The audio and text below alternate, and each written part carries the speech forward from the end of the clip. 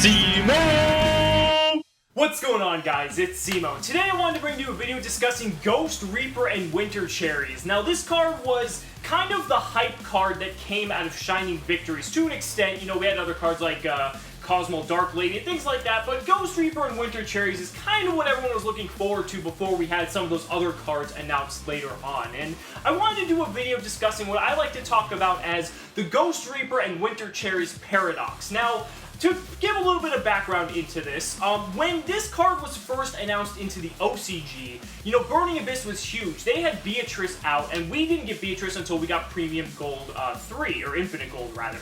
And what was incredible is that once we saw that this card got basically released in the OCG, it just shit on every Burning Abyss deck because this card is essentially the ultimate counter to Burning Abyss. You know, if they control more monsters than you, you just pitch it, you reveal a Dante, and then you banish all the Dantes in their extra deck. You can do that for Beatrice, and it also works for some other strategies as well. You know, you can use it against heroes with Masked Hero Darklaw. Hell, you can even just do it on the one copy of Ignister that Draco Pals runs, just so you know you don't get Ignistered. So, it has some other applications as well, but mainly it's primarily focused for Burning Abyss as well as Phantom Knights. And I remember that when we saw this card, everyone was just like freaking the fuck out, like holy fucking shit, like this card is like the next level, like it's just so crazy.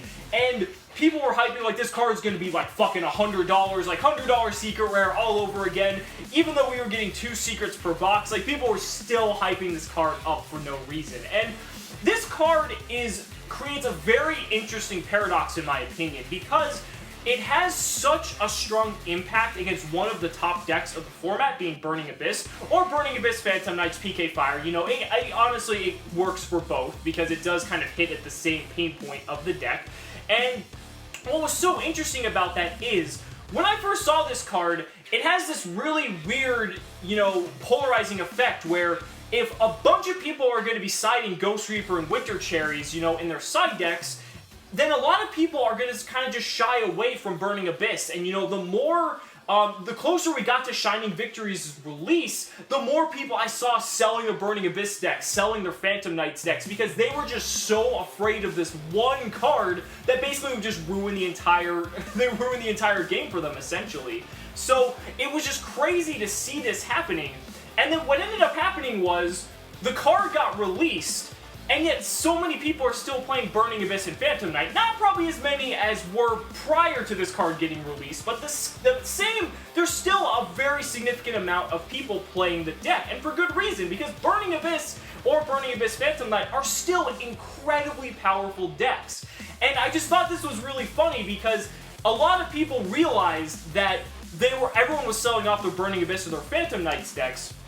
So not a lot of people at first were siding Ghost Reaper Winter Cherries because people thought, okay, with the existence of this card in the game, it creates almost this mental block where I don't want to play Burning Abyss or Phantom Knight Burning Abyss because Winter Cherries exists and I don't want to get wrecked by it, so I'm going to play a different deck.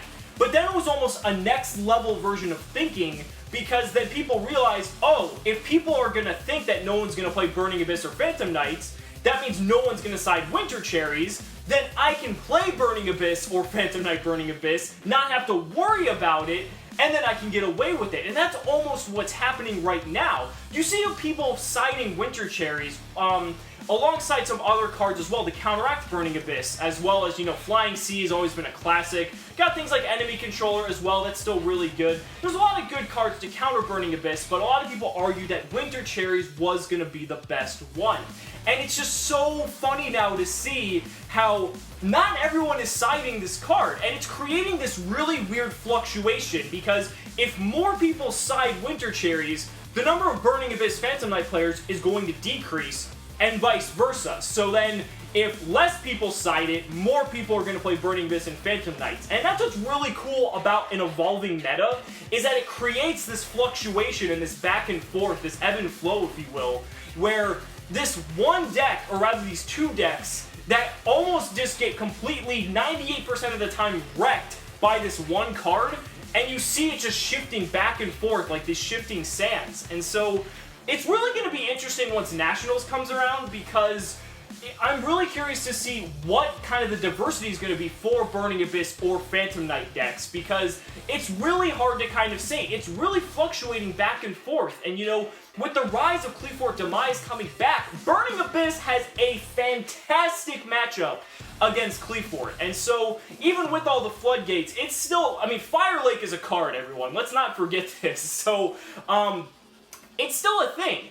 And so it's really interesting to see the meta shifting in this way, and again, just kind of the polarizing effect that this one card can have on two of the strongest decks in the format. So just wanted to do a quick little discussion on that. It's something I just thought was really interesting. Let me know down in the comments what you guys think. Do you really think Ghost Reaper and Winter Cherries is really kind of this end-all be-all for Burning Abyss? I mean, the biggest problem that I personally see is that if you don't open with it and you make Burning Abyss or Phantom Knights go first, you're basically fucked, because anything after turn 1, maybe turn 2 if you're lucky, this card loses a lot of its potency, where something like, you know, Flying Sea or Enemy Controller can still be rather live a little bit later on in the game. So, again, let me know down in the comments what you guys think. Thanks so much for watching the video. See you next time.